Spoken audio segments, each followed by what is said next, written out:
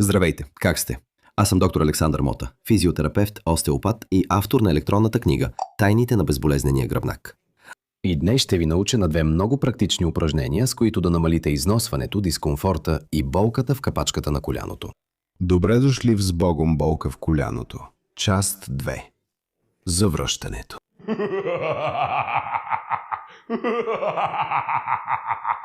Но преди това, не забравяйте да харесате това видео, ако ме гледате във Facebook, или да натиснете бутона «Харесвам», ако ме гледате в YouTube. Не забравяйте, после ще искате да гледате още едно видео и накрая ще забравите. Харесайте го още сега, за да не забравите, нали? Не отлагайте за утре. В последното видео ви разказах за едно много хубаво упражнение за подобряване на подравняването на костите на крака, бедрената кост и тибията, като така се намалява натискът върху капачката на коляното, който допринася за износването и за хондромалация на пателата. А днес ще ви покажа две упражнения, които ще ви помогнат да подобрите механиката на капачката на коляното.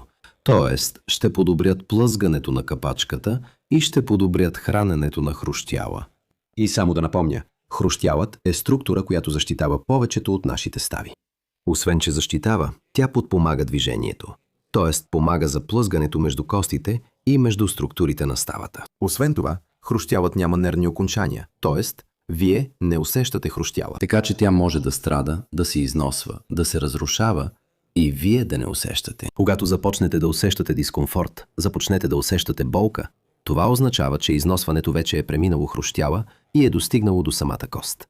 Това вече е сигнал за тревога. Ако вече усещате леки пукащи звуци, по-силни пукащи звуци, усещане за пясък в коленната става, не чакайте.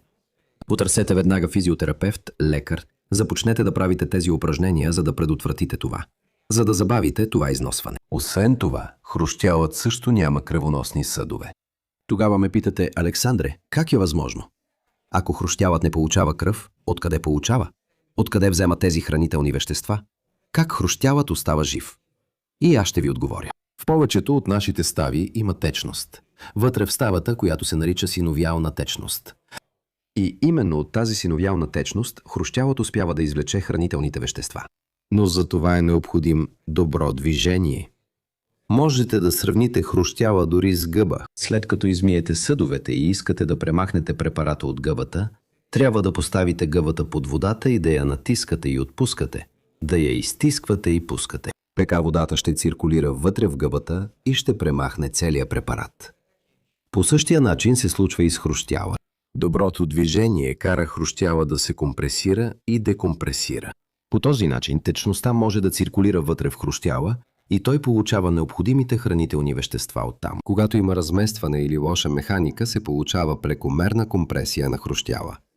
Това не позволява той да получи необходимите хранителни вещества. И това е един от основните фактори, които благоприятстват износването на хрущяла. А какво представлява това добро движение за капачката на коляното? Капачката на коляното извършва движение нагоре и надолу. Тя се вдига, когато изправяте коляното, и слиза надолу, когато го сгъвате. Освен това, капачката на коляното се води по нещо като релса. Бедрената кост има две структури.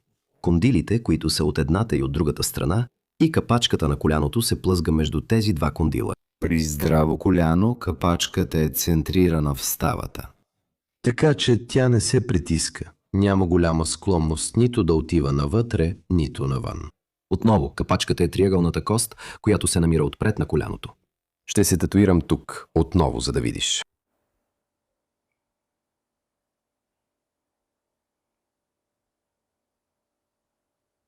При повечето хора капачката е по-малка. Аз просто имам голяма капачка тук, което е добре, защото така се вижда по-добре. И в първото упражнение ще работим върху страничното и медиалното плъзгане на капачката. Затова ще оставите крака изпънат и отпуснат.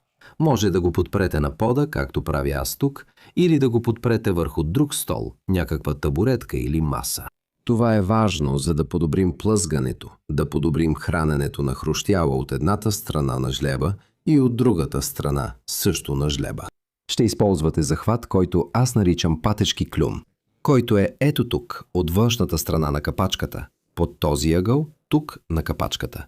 И ще помогнете на капачката да се придвижи навътре. Но внимание! Повечето хора, повечето професионалисти правят само движението навътре и това не помага. Това не подпомага плъзгането между капачката и жлеба. Затова идеалното е да работите, да избутвате капачката, да насърчавате движението в посока на жлеба, а посоката на жлеба е точно тази. Няма да избутвате капачката само навътре. Ще я избутвате навътре и назад, като по този начин помагате на капачката да се плъзга. Подобрявате плъзгането на хрущяла на капачката и подобрявате храненето на хрущяла на капачката. Запомнете, не е само навътре, а е навътре и назад. Все едно е движение по диагонал. За да работите върху страничното плъзгане, правите обратното. Патешки клюн от вътрешната страна във вътрешния ъгъл, въгъла, който сочи навътре. И също така избутвате в посока на улея. Запомнете, не е само навън, а е по диагонал. Навън и назад. По този начин. Идеалното е да работите и в двете посоки, като осигурявате медиално и латерално плъзгане. Само че, тъй като физиологично капачката на коляното вече има тенденция да се измества навън, ето така, навън, идеалното е да работим така, че да прилагаме по-голяма интензивност на движението при медиалното плъзгане, като избутваме капачката на коляното навътре. Едно нещо, което лично аз обичам да правя и да препоръчвам на моите пациенти, е да предизвиквате това медиално плъзгане при различни градуси на сгъване. Когато кракът ви е напълно изправен, лесно е да видите това движение, да го направите. Затова препоръчвам леко да сгънете и да се опитате да направите движението. После да сгънете още малко и пак да опитате движението. Колкото повече сгъвате коляното, толкова по-трудно става. Можете дори да смените захвата, като хванете с палеца и направите движението. Или пък с ръка. Просто правите кука от външната страна и дърпате навътре. По този начин ще работите върху различни части на релсата.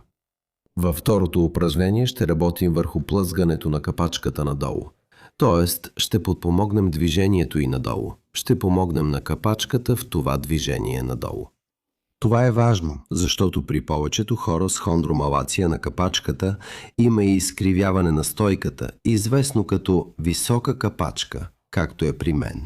Моята капачка, освен че е малко по-голяма, трябваше да бъде по-надолу тук. Толкова е така, че когато сгъвам коляното, тя остава горе, когато всъщност трябва да слезе по-надолу. Затова всички тези упражнения, които ти показвам, са упражнения, които препоръчвам на моите пациенти и които самият аз правя. Така че прави тези упражнения и упражненията, които препоръчвам, и знам, че наистина помагат. И връщайки се към второто упражнение, което работи върху долното плъзгане на капачката на коляното, също ще останеш си спънат и отпуснат крак. Ще хванеш горната част на капачката на коляното с палците, а с показалците ще хванеш близо до върха, близо до края на капачката. Движението ще правиш само с палците, като избутваш капачката надолу, а показалците ще служат за насочване на движението. За да си сигурен, че капачката се движи централно надолу и не отива повече към страничната или медиалната страна. И упражнението е точно това. Ще избутваш капачката надолу и ще я връщаш. Избутваш надолу и връщаш. Избутваш надолу, връщаш. Избутваш надолу, връщаш. И последното упражнение, което можеш да правиш, също за да работиш върху долното плъзгане на капачката, е с помощта на стол.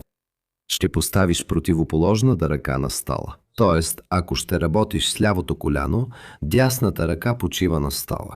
Ще поставиш основата на ръката, тенарната и хипотенарната област, на един пръст над капачката на коляното.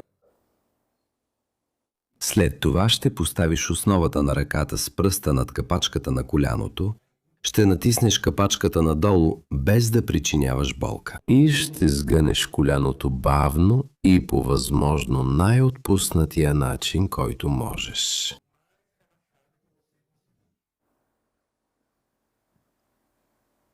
Сега си спомних за някои въпроси, които се появиха с предишното видео. Първо, няма предварително определен брой повторения или пъти на ден, които можеш или трябва да правиш тези упражнения. Упражненията за мобилизация на ставите трябва да се правят винаги, когато почувстваш нужда да отпуснеш ставата. Препоръчвам това на моите пациенти, защото е начин те да се свържат отново с тялото си, да започнат отново да слушат тялото си. Ще направя видео, в което ще говоря по-подробно за това. Но ми се струва интересно, че повечето хора, а това се увеличава много през последните години, не могат да спрат, за да чуят тялото си. Знае, че има болка, но не знае какво я облегчава, не знае какво я влошава, не знае коя е най-добрата поза, не знае какво иска тялото му. И има много хора, които изпитват огромна трудност да се вслушат в тялото си и да се свържат отново с него. А за хората, които имат по-голяма трудност да се свържат отново с тялото си, които имат трудност да усещат тези усещания, това блокиране, тази нужда от движение на коляното, препоръчвам минимална доза, която е да правите това упражнение всеки ден, между 30 секунди и 1 минута. Вторият въпрос е дали е нормално да се усеща болка или пукане по време на упражнението. Пукането, стига да не причинява болка, е много често срещано, особено когато започнете да правите упражнения за мобилизация на ставите. И това пукане обикновено намалява, с времето изчезва. То е резултат от лоша механика. С подобряването на механиката и плъзгането на ставата, тези пукания намаляват. И в никакъв случай не трябва да изпитвате болка по време на упражнението. Ако правите упражнение и изпитвате болка, опитайте да го изпълнявате с по-малка амплитуда. Използвайте по-малко сила. Опитайте да хванете малко по-различно. Понякога минимална промяна в захвата прави огромна разлика. Кара ви да не усещате дискомфорт, да не изпитвате болка по време на упражнението. И последният въпрос. Трябва ли да работите само с крака, в който имате дисфункция, крака, в който усещате болка, или да тренирате и двата крака? Идеалното е винаги да работите и с двете страни. Винаги да тренирате и двата крака. Защото дори и да усещате болка само в дясното коляно, например, лявото коляно също поема натоварване като компенсация. Това се случва дори на подсъзнателно ниво. Усещате болка, усещате дискомфорт, усещате някаква дисфункция в определена област на тялото, в някоя става. Несъзнателно се опитвате да щадите тази област и в крайна сметка натоварвате повече другата. Не е необичайно човек да каже, че го е боляло едното коляно и болката е преминала в другото, или че го е болял единият лакът и болката е преминала в другия. Това се случва заради компенсиране. Затова, ако имате дисфункция в тялото си, например в коляното, най-добре е да работите и с другото, за да избегнете компенсиране и то да не бъде натоварено излишно. Вероятно ще има дисфункция в бъдеще.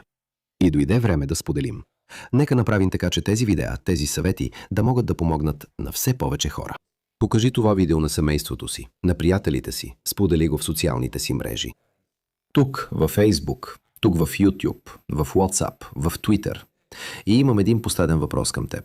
Искам да знам какво би искал да видиш в следващите видеа. Остави тук долу в коментарите някакъв въпрос, нещо неясно, някакво предложение за тема, която искаш да видиш, свързана с качеството на живот. Какво мислиш, че ти липсва, за да имаш по-добро качество на живот? Не забравяй да оставиш коментар тук. Много е важно за мен да знам как мога да ти помогна по най-добрия начин. За сега спирам до тук. Голям прегръдка и до следващото видео. Но преди да започне видеото, не забравяй да харесаш, ако ме гледаш във Facebook. Или да натиснеш харесване тук, ако ме гледаш в YouTube. И по същия начин е изхрущяла. Здрасти, куче!